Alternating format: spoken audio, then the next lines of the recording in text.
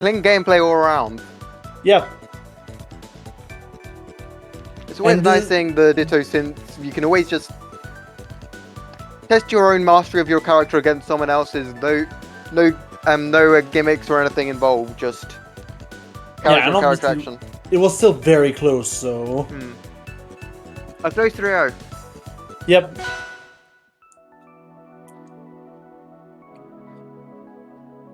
So now I don't know what the schedule is now. Are we going to back to winners? Are we going to see some losers? We'll see. But we've had some pretty good pretty close matches on stream overall. Pretty nice to see. If you look at the time, I think it might be time to swap off pools. I think maybe. We'll see. We're waiting for production. We're waiting for confirmation. Yeah. I think it's just also the fact of, getting the replays. Ooh! Nils versus Boss Hog, a classic. Nice. Boss Hog, no. Oh, look, Anti and Quarry are going to be doing the next. Yeah. Yeah. And yeah. Obviously, Boss Hog, just a very solid frag overall. Yeah, absolutely. Always fun to see him play, and then there's Nils just making sure that Boss Hog really doesn't get an opportunity right now. Yeah, Boss Hog really excels at just like finding your habits and then putting you in a mixer and making your life hell. Yeah. That being said, it's really impressive game stuff from Nilsmag, just taking the first stock somehow. Yeah. I just think Nils right now is just trying to play a little bit more patiently, obviously knowing how explosive Boss Hog can be. And I think that's what's keeping him alive right now. Yeah, playing very, very honest, like very cleverly, just making sure to space out jumps, do empty hobs, just mix up movement and just keep Boss Hog on his toes. Yeah, keep it simple, honestly. Just keep it simple. Yeah, swinging out a little bit with the tail whips as well. Just we're keeping it simple. Doesn't go into the up air, but it's still 174% with stock up. Yeah. I think Nils right now is just struggling to get the kill confirm. It might need a little bit more of a stray hit here. The parry removing all momentum from that bubble butt. Yeah, completely stopping Nils here. Dead in his tracks. But the pillar's going to be broken and the hog is going to be bossed. Yeah, now we have Boss Hog starting to go for the offensive.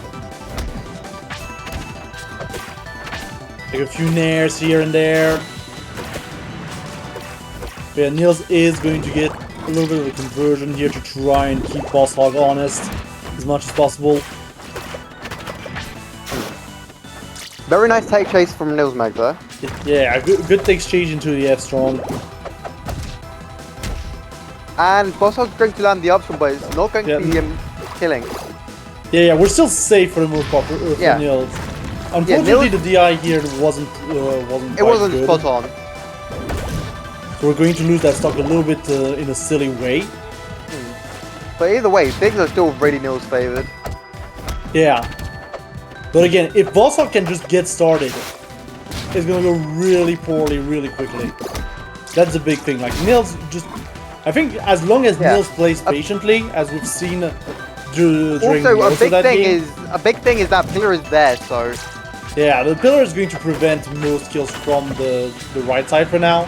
So like, it really stops Nilsmag from just approaching with anything that's sent to the right, because Boss Hog can just take an immediately reversal, or just reduce the punish, but Nilsmag taking it with a down strong. Yeah, unless you just go over the pillar, then there's no problem, Simple as that. Okay, that does mean we are going to go into game 2, still on the same stage.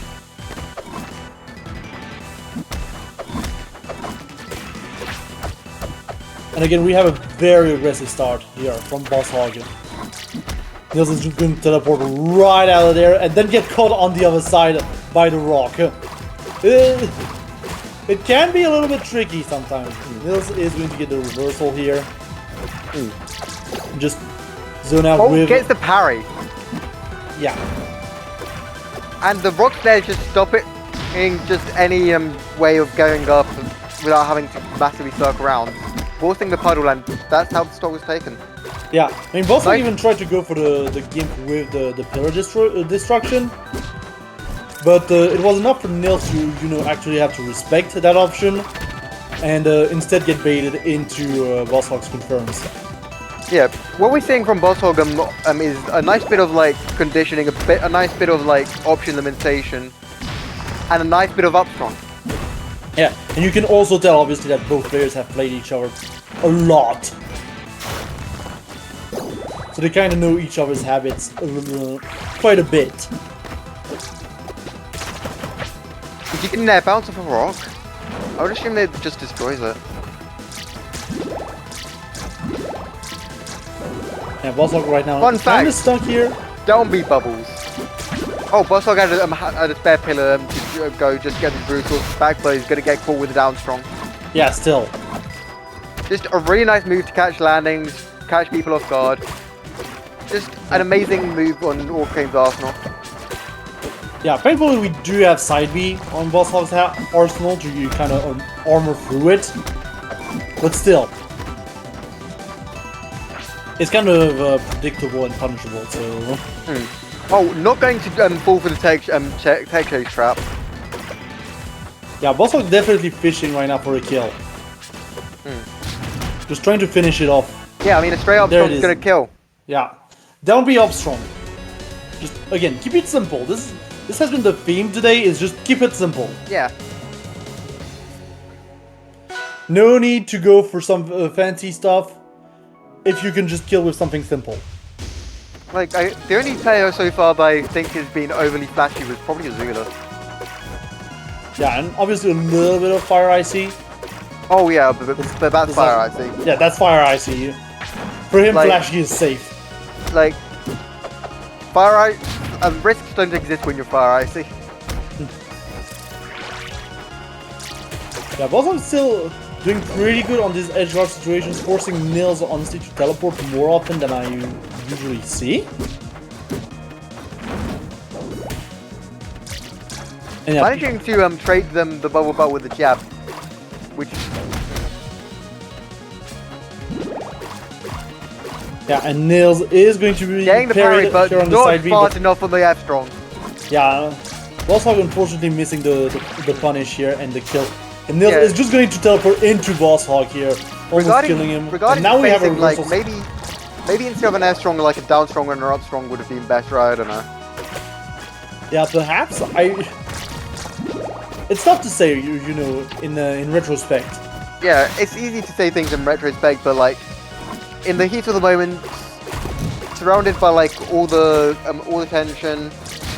Yeah, sometimes you're going to make calls based off of instinct, and those aren't always going to be correct.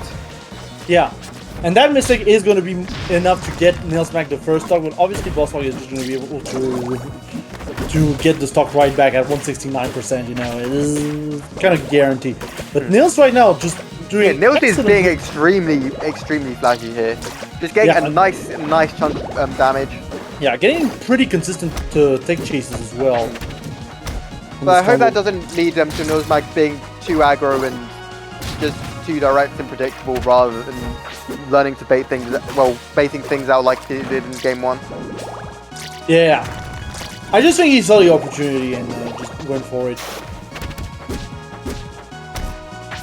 The down B.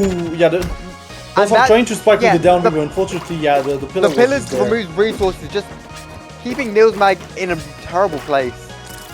And that's puddle. And now he had to teleport, and that was an easy F strong for Bosshog. Yeah, I feel like Bosshog slightly messed up the F strong, but Nilsmag didn't realize he had a window to do something. And now we have Bosshog just going for the full confirms with the up tilt as well.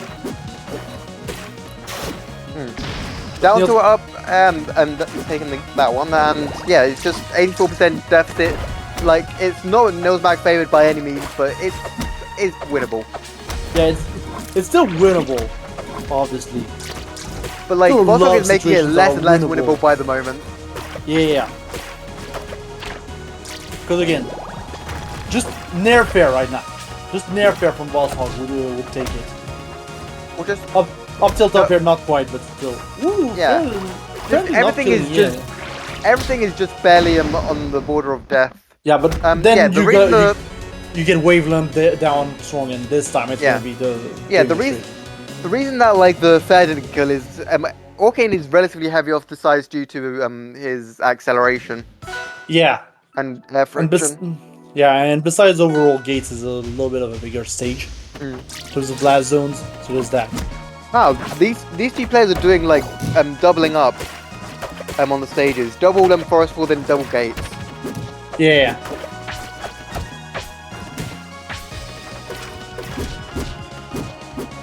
Yeah, right now Boss Hog again pushing Nilsmag to teleport. Nilsmag think used Nilsmag- the moving plants there quite well to bait the parry. Yeah. I think what Boss Hog was trying to do here was just to try and waveland off of the platform. Ooh. Nice call out with the rock. And that wasn't the fact that the shards interrupted that, I didn't even know they could do that. I thought it was hard coded that they couldn't. Yeah, that was just an interesting interaction overall, and just lots of damage coming out from Boss Hog here. Out of that interaction. But now Boss Hog is the one on the ledge. Nils trying to be very aggressive on that pillar. But instead Boss Hog is just gonna recover his resources, recover on the stage. We're still in a tough edgeguard situation here. Again, Boss Hog just hogging the ledge as much as possible until Nilsmag gets the kill, but still.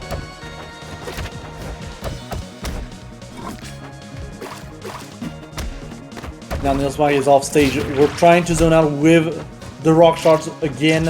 It's really impressive just how many times Boss Hog has forced Nilsmag to teleport. Yeah. Like there it was optional, it was a good play, but every other time that Boss Hog has systematically drained each and every one of Nilsmag's resources until that the only play is to eat a hit. Yeah, pretty much. And there it is.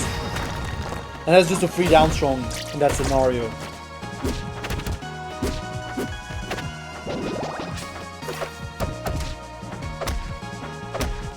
Boss Hog getting the jab. If they're trying to go for the double fair, and instead he's gonna die for it. The Gim! Just snagging the corner of that pillar. Yeah, Boss Hog being just too greedy here. Way too greedy, trying to go for the double fair, and he's gonna pay the price for it. Like, this might be Nilsmag's last game, but Nilsmag is not going to go... Okay, never mind.